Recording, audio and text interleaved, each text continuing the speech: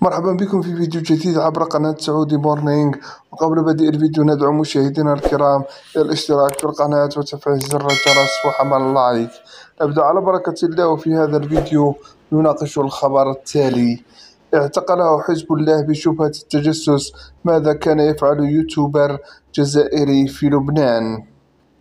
كشف اليوتيوبر الجزائري بالقاسم بن عروس وزوجته الإيطالية إستر أرغوتو السبت تفاصيل اعتقالهما في ضاحية لبنان الجنوبية ليلة الجمعة بتهمة التجسس، وفق ما أفادت به وسائل الإعلام حينها. وكانت تقارير إعلامية زعمت أن قوات أمنية تابعة لحزب الله اللبناني اتهمتهما بالتجسس، وضبطت بحوزتهما على كاميرا جو برو مجهزة بنظام الجي بي اس. قالت إنها يمكنها الاتصال مع الأجهزة والهواتف الذكية من خلال شبكة البلوتوث والإنترنت، كما يمكن التحكم بها عن بعد عبر أحد التطبيقات.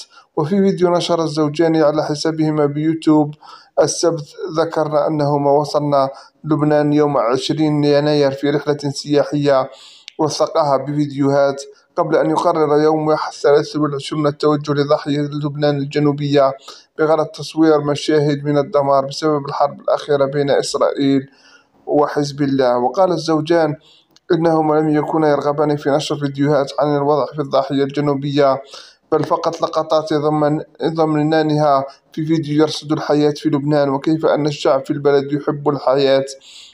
أفاد بأنهما قصدا الضاحية الجنوبية عبر سيارة أجرة، وظل يوثقان مظاهر الدمار هناك على متن الرحلة، إلى أن وصلنا إلى مكان قال لهما سائق سيارة الأجرة إنه كان الأكثر عرضة للدمار، وهناك جرى توقيفهما من طرف شخص قدم نفسه لهما على أنه شرطي، ثم التحق به آخرون قدموا أنفسهم على أنهم قوات حزب الله، قبل أن يتم اقتيادهما إلى مقر أمني وحجز جوازي سفرهما ومعدات التصوير الخاصة بهما، وأخضعوهما للتفتيش قبل أن يتقرر إخلاء سبيلهما بعد 9 ساعات من التحقيق.